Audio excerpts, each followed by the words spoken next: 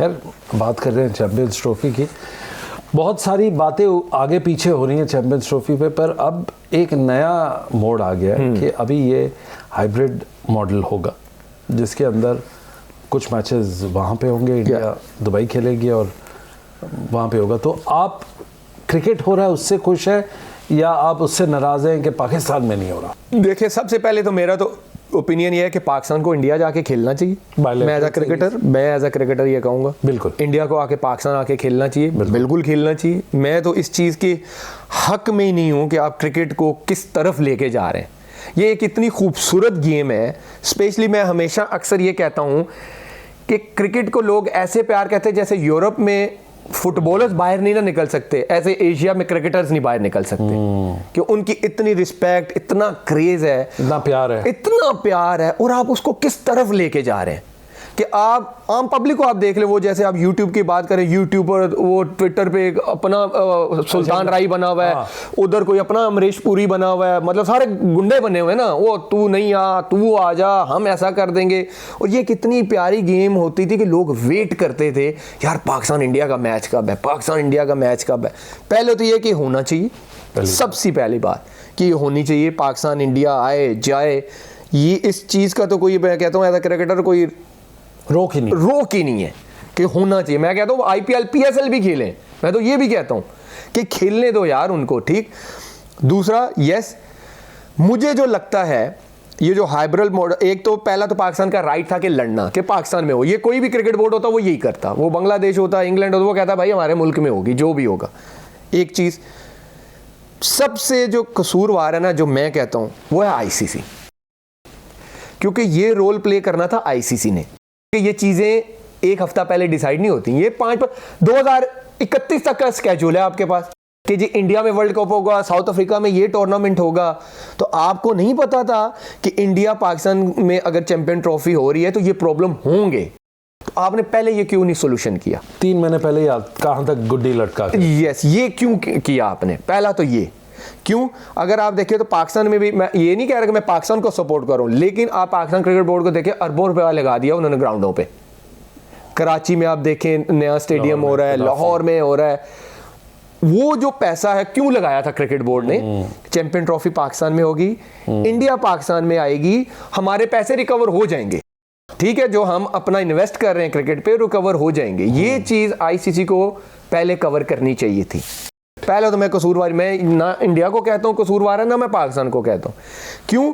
जब घर का बच्चा जब कोई गलती करता है तो कसूरवार माँ बाप होते हैं, वो पकड़ते हैं जाके, बेटा इधर आए ना जरा, तुझे मैं सीधा करूँ, ठीक है। तो ICC सबका बड़ा है, ये रोल प्ले उनको करना चाहिए था जो उन्होंने लास्ट डे पे। आप देख लें, आज मीटिंग नहीं है, कल मीटिंग कैंसिल हो गई, परसों होगा, ये डिसाइड होगा, वो डिसाइड होगा। यार आपने 2031 के स्केड्यूल डिसाइड किए हुए हैं। चैंपियन ट्रॉफी का आपके पास ना हाइब्रिड मॉडल डिसाइड हो रहा है कि इंडिया ने आना है या पाकिस्तान ने खेलना है या नहीं खेलना, आपसे ये डिसाइड नहीं हो रहा। आज मीटिंग में फैसला होगा, कल होगा। आपने मजाक बनाया हुआ है क्रिकेट का। तो इस तरह फिर वो क्या करते हैं, लोग भी जो फैंस होते हैं ना, क्रिकेट को सीरियस लेना छोड़ देंगे, कहेंगे इधर तो अपने ड्रामे शुरू हो गए। आप अपनी क्रिकेट का नुकसान खुद कर रहे हैं। क्रिकेट एक इतनी प्यारी सपोर्ट है कि एक स्पोर्ट है कि लोग जिसके लिए जीते मरते हैं, आप उसको मजाक बना रहे हैं। ये ना करें प्लीज। क्रिकेट होनी चाहिए, चाहे दुबई हो रही है, पाकिस्तान हो रही है, इंडिया हो रही है, क्रिकेट को क्रिकेट तक रहने दें। वो जो जैसे चलती आ रही थी, जिसे कहते हैं ना जेंटलमैन गेम है, उसको वहीं तक रहने दें, उसको इन चीजों में ना प्लीज घुसेटें। तो आप इस बात से मोटे तौर पे खुश हैं कि इंडिया और पाकिस्तान का मैच हो रहा है? होना चाहिए, बिल्कुल होना चाहिए। मैं तो कहता हूँ जहां भी हो पाकिस्तान इंडिया को खेलना चाहिए, बायलैटरल सीरीज खेलें। अगर दुबई में हो रहा है तो होने दो। अब ये पता नहीं क्या डिसाइड करते हैं, ये मुझे नहीं पता, लेकिन एंड ऑफ द डे जो है क्रिकेट होनी चाहिए पाकिस्तान इंडिया की, वो चाहे चांद पे हो, करवा दो बस। एक इम्पॉर्टेंट बात है, तो ये कहाँ से सारे थियरीज निकल के आती थी कि हम देख लेंगे, हम इनको ठीक कर देंगे? ये यूट्यूबर्स कुछ ज़्यादा नहीं लगता एक अपनी अलग ही दुनिया में रहते हैं? ये एक अलग दुनिया और एक फेक दुनिया है। मैं इसको फेक दुनिया कहता हूँ यूट्यूबर्स की। यस, मैं ये कहता हूँ कि जो व्यूवरशिप के लिए झूठ बोल रहे हैं, उनको झूठ बोलते हुए आसानी लगती है ना, तो ये एक फेक वर्ल्ड है। बात करो कैमरे के सामने, इतना दम होना चाहिए कि सच बात करो। उसमें कुछ फॉर्मर प्लेयर्स भी हैं, इस तरफ से ज़्यादा है, आपकी तरफ से यहाँ वाले टीवी पे ज़्यादा मिल जाते हैं। बात ये है कि मैं फिर जो स्टार्टिंग में बात की है मैंने कि बिल्कुल आपका ये ब्रेड एंड बटर है। अगर मैं क्रिकेट नहीं खेल रहा तो मैं कोई ना कोई बिजनेस करूं, क्या पता मैं प्रॉपर्टी का करूं, क्या पता मैं यूट्यूब चैनल का ही करूं, मेरा चैनल तो है लेकिन क्या पता मैं उसको फिर लाइफ टाइम के लिए कर लूं। बिल्कुल करें, लेकिन बात ये है कि बात फैक्ट्स के साथ करें, सच बोल के करें, ना कि व्यूवरशिप का एक एजेंडा है, बस व्यूवरशिप आएगी जब मैं बदमाशी करूंगा, ओहो लोग कह रहे हैं ओ ये इंडिया के अगेंस्ट बोल रहा है आओ देखते हैं, अच्छा वो पाकिस्तान के अगेंस्ट बोल रहा है आओ देखते हैं। ये प्लीज ड्रामेबाजी है, ये फेक वर्ल्ड है, इसको ख़त्म करें, इंसानों वाली बात करें। अगर आपकी किस्मत में रिस्क लिखा हुआ है ना तो आप अच्छी बात करेंगे ना तो आपको डबल मिलेगा। करेक्ट। तो उस पे बिलीव रखें कि सच बात करेंगे तो वो शायद लेट पहुंचे लोगों तक, लेकिन फायदा होगा। आजकल डाउनलोड का ज़माना है, फास्ट डाउनलोड मिले उन्हें, कनेक्टिविटी मिले, उसमें ही रहते हैं। आपको लगता है आपकी और बाबर आजम का जो लड़ाई और झगड़ा ये इन्हीं यूट्यूबर्स ने बहुत मैग्नीफाई? अच्छा, इन्होंने ही बनाया है, अच्छा, इसीलिए गुस्सा भी आता है इन पे। मैं क्यों कह रहा हूँ, एक बात आपने गौर से सुनी होगी कि ये फेक वर्ल्ड और झूठ बोलते हैं। बात कुछ होती है, बना कुछ देते हैं। मैं और बाबर आज भी सही मिलते हैं। मैं आज भी कहता हूं अगर बाबर कुछ क्रिकेट में ऊपर नीचे कर रहा होगा परफॉर्मेंस में, मैं फिर भी बोलूंगा कि बाबर ये गलत कर रहा है, ये सही कर रहा है। मैं आज भी बोल रहा हूं, हालांकि बाबर से मेरी अच्छी सलाम दुआ है, ठीक है। मैं अभी बाबर के अगेंस्ट जब ये बाबर ड्रॉप हुआ तो सोशल मीडिया पे जो है बकवास, मैं तो बकवास ही बोलूंगा, हो रही थी। सबसे पहला मैं था जिसने बाबर के हक में ट्वीट किया था कि ये अपनी घटिया सोच खत्म करो। जब हम इंग्लैंड से टेस्ट जीते ना, पहला बाबर ड्रॉप हुआ तो जी ओहो देखा ना ये नहीं था तो हम जीत गए। मैंने कहा ये घटिया सोच खत्म करो, हम बेटर प्लानिंग के साथ खेलें और हम जीत गए। तो मैं अगर मेरी बाबर के साथ होती तो मैं क्यों करता उसको ट्वीट, क्यों करता? आपसे वो जूनियर है, आपका उसका पहला याद कब पड़ता है कि आपने बाबर को कब देखा था? मैंने उसको एनसीए में देखा था, हमारा आई थिंक पाकिस्तान ए का या पाकिस्तान टीम का लगा हुआ था, तो वो पाकिस्तान अंडर 19 या ऐसे 16 का कैंप लगा हुआ था, तो एनसीए वो रेगुलर आता था। बाबर को तो मतलब वो बात वही है कि हमारे सामने जूनियर था वो, और हमेशा से अच्छी रही है। मैं फर्स्ट क्लास हम एक टीम में खेले, सुई गैस में खेले, अच्छा क्या कहते हैं कराची किंग्स में हम 4 साल खेले, पाकिस्तान टीम में भी 2-3 साल लगातार खेले। हमारा एक जो म्यूचुअल अंडरस्टैंडिंग वाली रिस्पेक्ट एलिमेंट है वो कभी ख़त्म नहीं हुआ। आज भी मैं और बाबर जो है वो अच्छे तरीके से मिलते हैं, अच्छे। और वो वाली बात, ये जो यूट्यूबर, ये सोशल मीडिया एक फेक वर्ल्ड आ गया ना।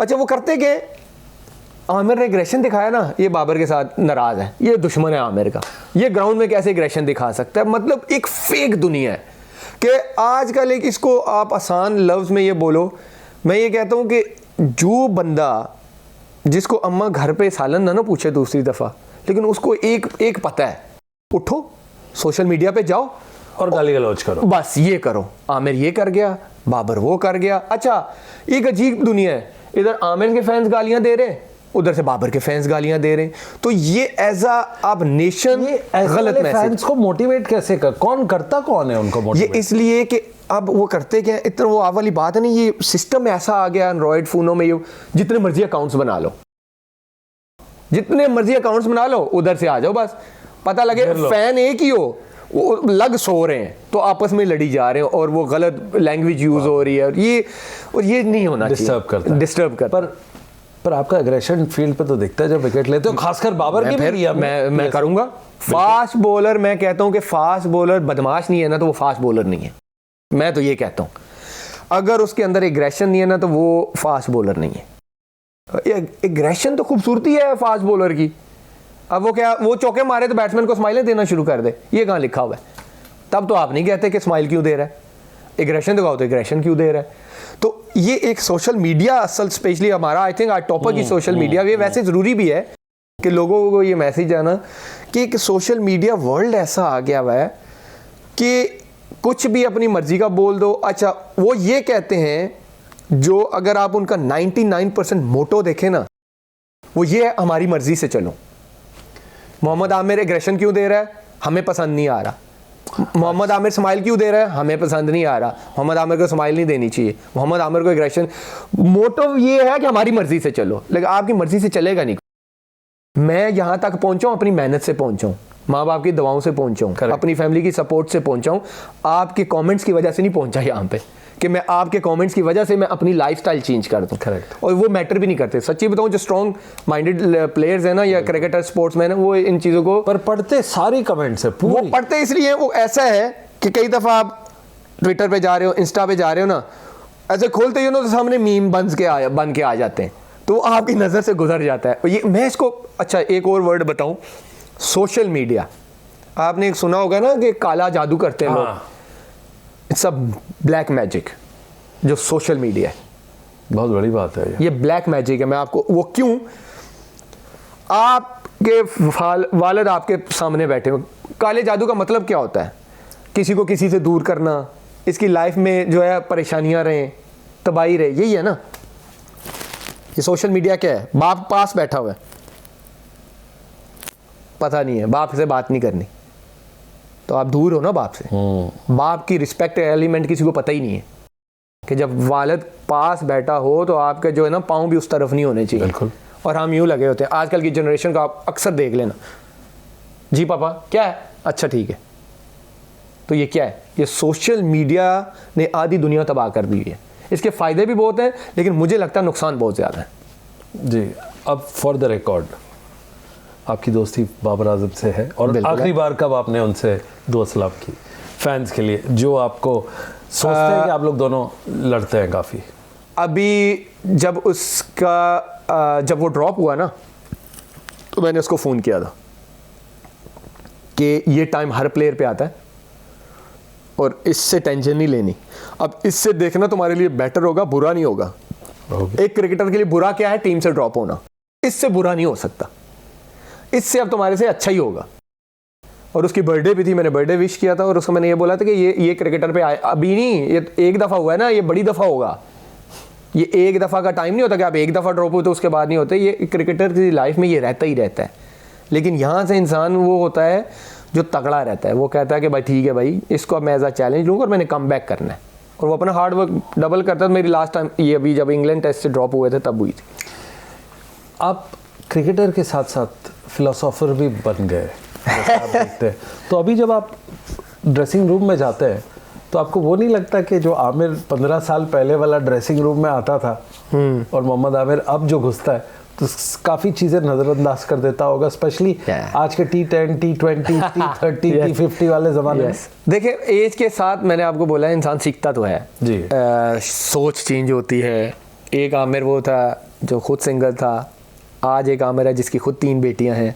तो ज़मीन आसमान का डिफरेंस है, सोच का, लाइफस्टाइल का। अब लाइफस्टाइल, अब बाहर भी निकलना है तो सोच समझ के निकलना है, किस टाइम निकलना है, किस टाइम वापस आना है, हर चीज़ का ख्याल रखना पड़ता है। अभी भी जैसे मैं बिल्कुल 1-2 दिन रुक सकता था दुबई में, लेकिन मैंने कहा नहीं, मैंने अपनी बेटियों के पास जाना है, फैमिली के पास जाना है। तो अब आमिर अब बड़ा हो गया, थोड़ा मैच्योर हो गया हुआ है। तो ड्रेसिंग रूम में जब जाते तो आमिर अपने जूनियर जो ये सोशल मीडिया वाले प्लेयर्स होते हैं, मैं समझाने की कोशिश करता हूँ, और मैं समझता हूँ कि ये मेरी जिम्मेदारी है हर क्रिकेटर की, हर सीनियर की, कि जो जूनियर्स हैं, अगर मुझे अपनी लाइफ में इस एज में नहीं पता तो इसको पता होनी चाहिए, शायद इसकी हेल्प हो जाए।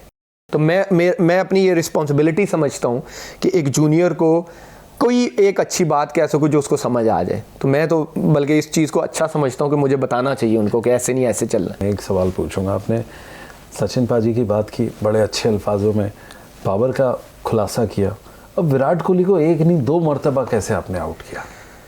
यार देखिए, विराट, मैं तो ये कहता हूँ इस जनरेशन का वो सबसे बड़ा प्लेयर है। मैं उसका, लोग कंपैरिजन करते हैं कभी रूट के साथ, कभी स्मिथ के साथ, कभी बाबर के साथ, वो मैं तो हंस रहा होता हूँ जब कमेंट्स पढ़ता हूँ ना, इस तरह की ट्वीट्स या कुछ आए होते हैं जी, ओ हो फलाना ये है फलाना।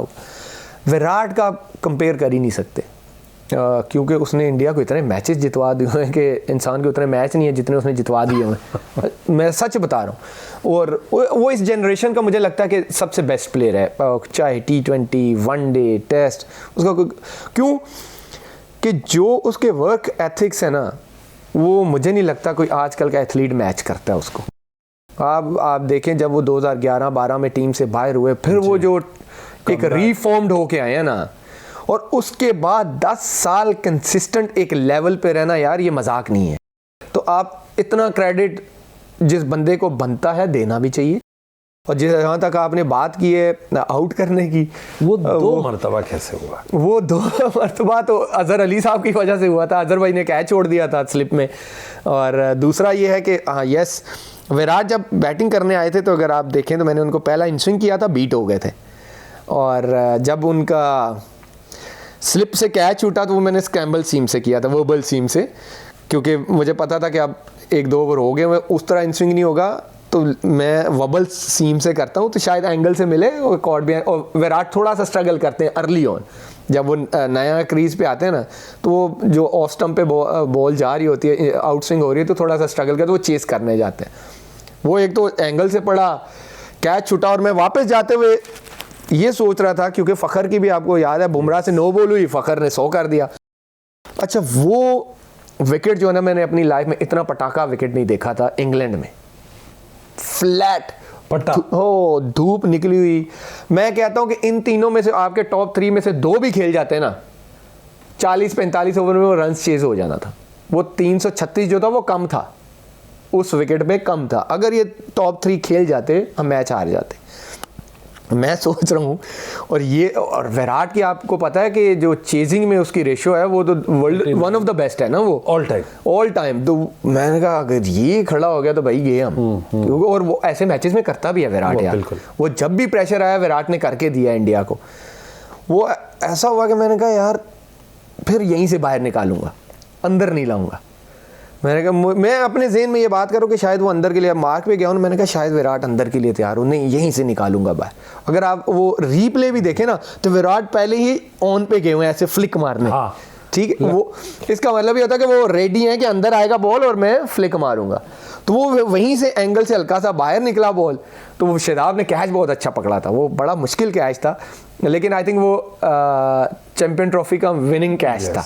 तो वो एक ऐसा मोमेंट था, आज भी लोग याद करते हैं। आपने भी वही बात की, मैं जिस इंटरव्यू में जाता हूँ ना ये बात लाजमी होती है। तो आई थिंक वो मोमेंट जो है ना मेरी लाइफ का, एक जब मैं 2009 में वर्ल्ड कप के लिए सिलेक्ट हुआ था, हम जीते, वो मोमेंट, और ये चैंपियन ट्रॉफी इंग्लैंड में फाइनल इंडिया के साथ, इंडिया में जीतना इंडिया के अगेंस्ट, और फिर विराट कोहली को जैसे आपने कहा 2 दफ़ा आउट करना, तो मेरे लिए तो आई थिंक ये लाइफ टाइम मेमोरीज है। एब्सोल्युटली लाइफ टाइम मेमोरीज की बात करते हैं। 5 साल बाद, 7 साल बाद जब आपके बच्चे बड़े हो जाएंगे, आप आराम से बैठे होंगे, हाँ इंशाल्लाह, what would you be like to be known as? आप अपने जो कहते हैं ना करियर के एंड में लोग आपको किस? Yes, good question. मैं ये कहता हूँ कि मुझे लोग हमेशा ये याद करें, क्योंकि देखिए जिस तरह जितने चैलेंजेस मैंने लाइफ में देखे हैं ना, मैं तो कहता हूँ कि हर इंसान देखता है, हर क्रिकेटर की अगर आप स्टोरी देखें तो कहीं ना कहीं उसने चैलेंजेस को पास करके ही वो आया है।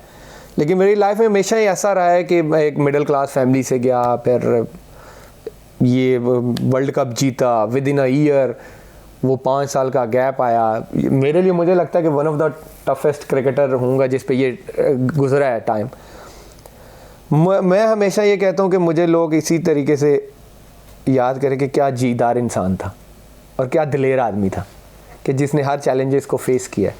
और मैं कहता हूँ कि मैं इंस्पिरेशन उन लोगों के लिए बनूँ कि कभी भी लोग ये अपनी ज़िंदगी में अगर बैठा लेना कि हिम्मत नहीं हारनी ज़िंदगी में, नेवर लूज़ होप, कि जब आप एक राइट ट्रैक पे चल पड़ते हैं ना, उसमें मुश्किलात आती है, फिर आप गिरते हैं, उठते हैं, लेकिन मैं हमेशा ये मैसेज दूंगा, उठने की कोशिश करते रहे, आपको उसका रिज़ल्ट मिलता ही मिलता है। और मुझे मिला, 2017 की शक्ल में मिला मुझे।